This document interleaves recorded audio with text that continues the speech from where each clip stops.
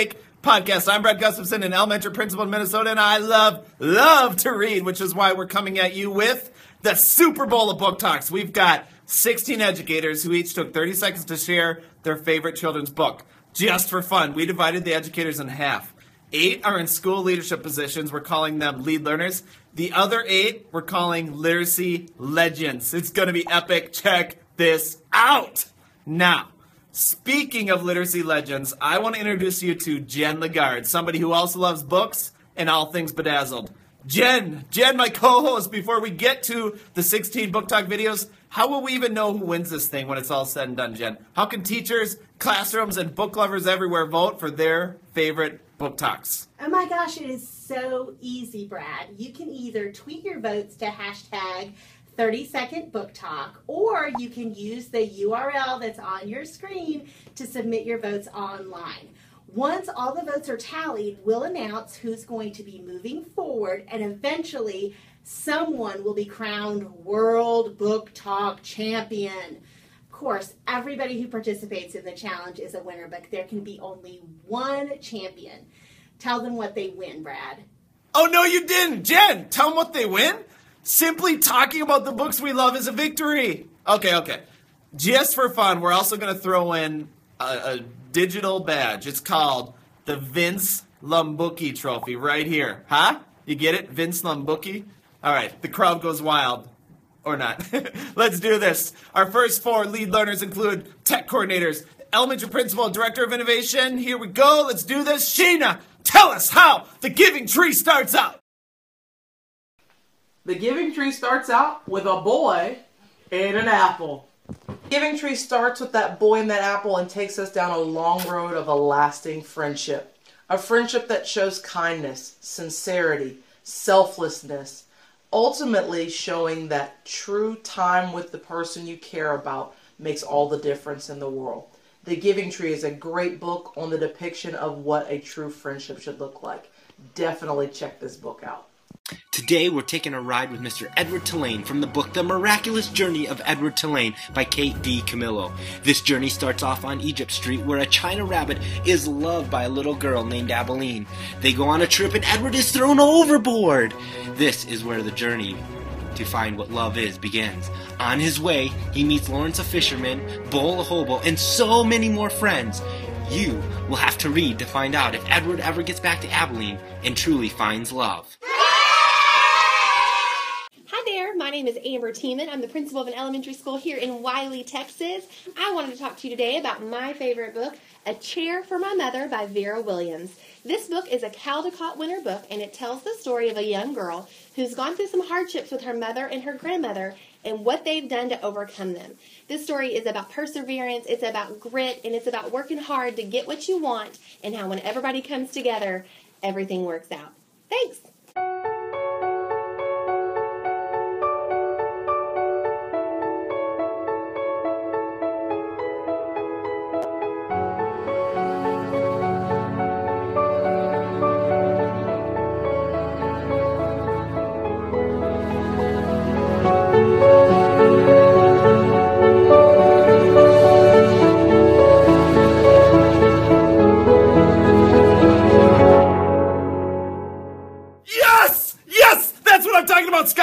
Dropping Alfie Cone bombs and that roller coaster thing. Travis, are you kidding me? I'm still a little woozy. Well, friends, it would not be the Super Bowl without some fun commercials. So here are 3 reading trivia questions for kids to interact with before we send things back to Jen LaGarde and her literacy legends. Good luck.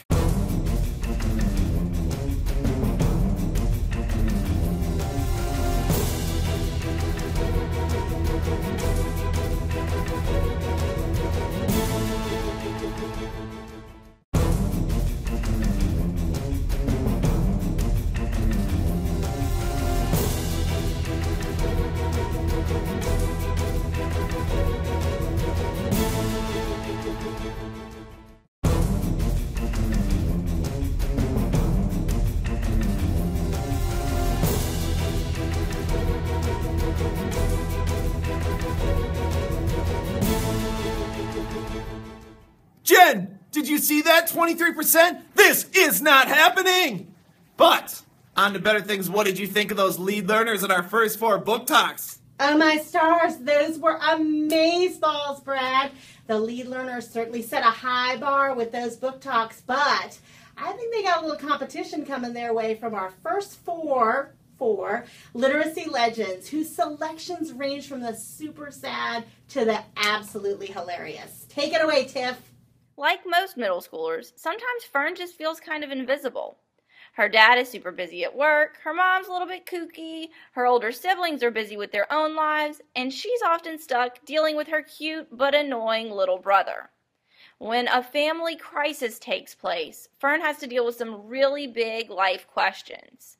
I'll warn you, I laughed, but I also ugly cried when I read the amazing See You at Harry's by Joe Knowles.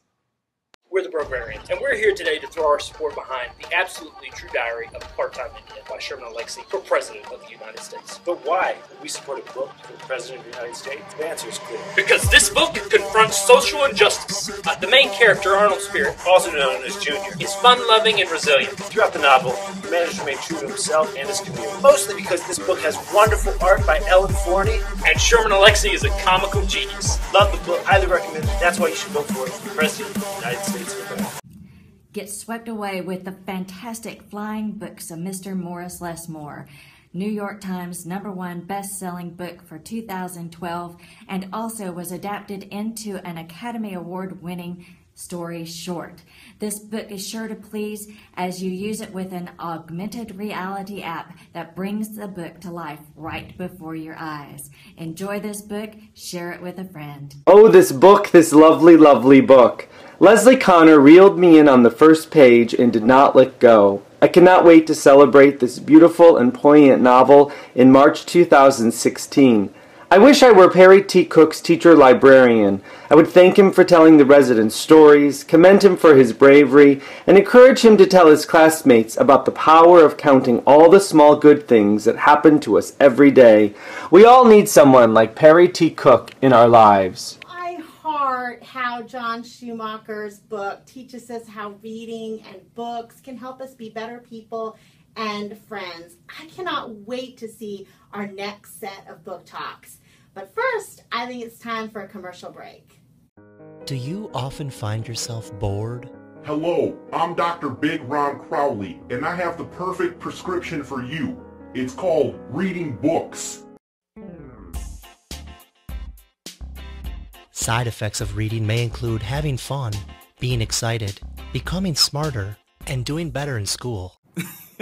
Now that was my favorite commercial so far. Let's hear from some more lead learners who include last year's 30-second tape national champion, a tech integration coach, a superintendent, and the president of the National Association of Elementary School Principals. They'll be featuring some really inspiring stories. Stephen Weaver, it's all you! 85 years ago, the greatest children's book was written. The Little Engine That Could. I still remember when my mom and dad used to read me The Little Engine That Could. I think I can, I think I can, I think I can. And as an executive director of curriculum and instruction, I still think I can close achievement gaps. Carol Dweck had nothing on this author. This was the original growth mindset. Do you think you can?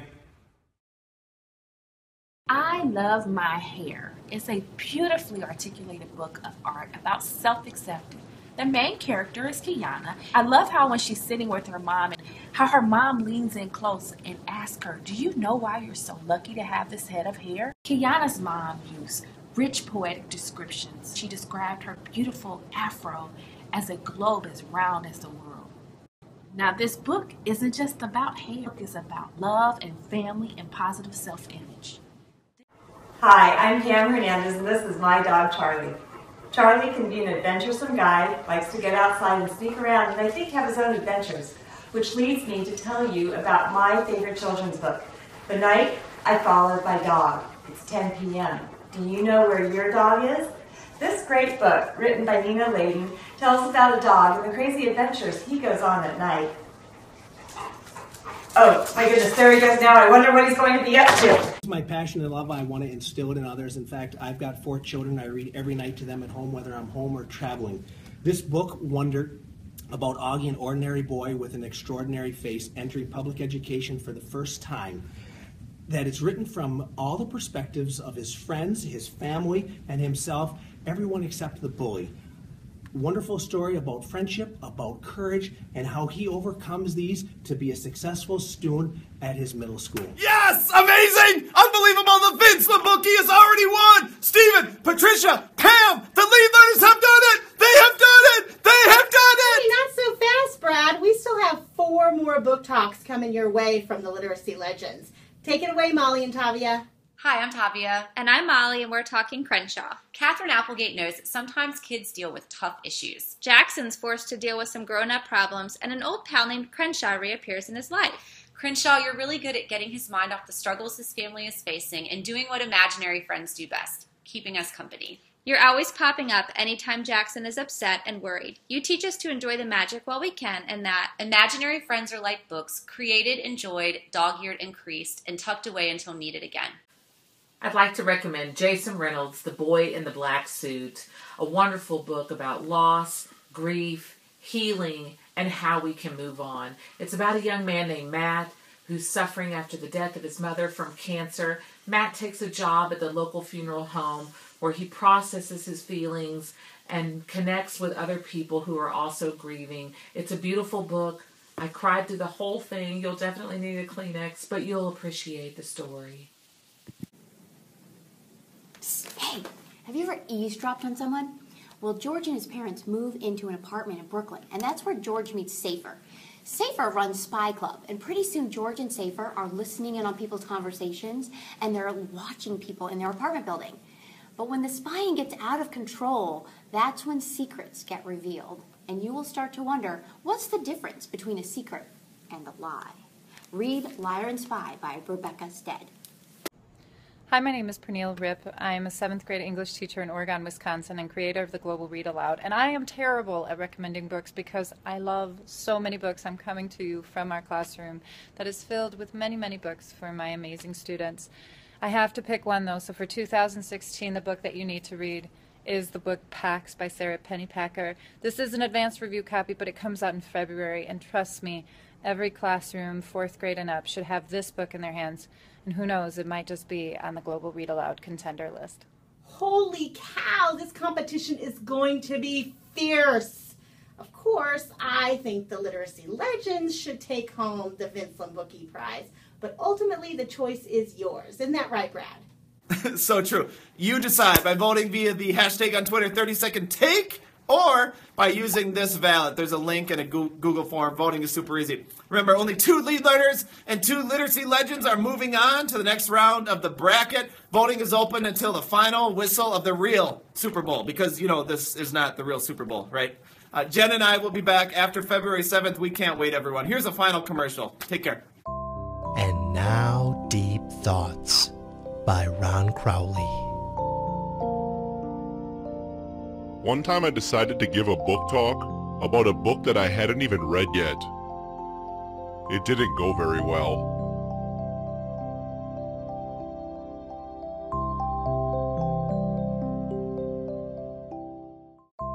And now, Deep Thoughts by Ron Crowley. One time I gave a book talk, and I gave away the ending of the book right away in the beginning of my talk. That was a really bad idea.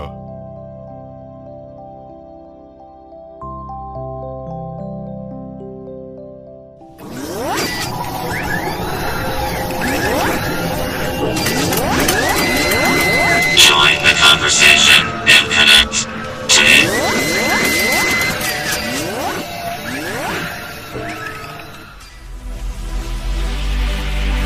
30 Second Take is a proud member of Education Podcast Network.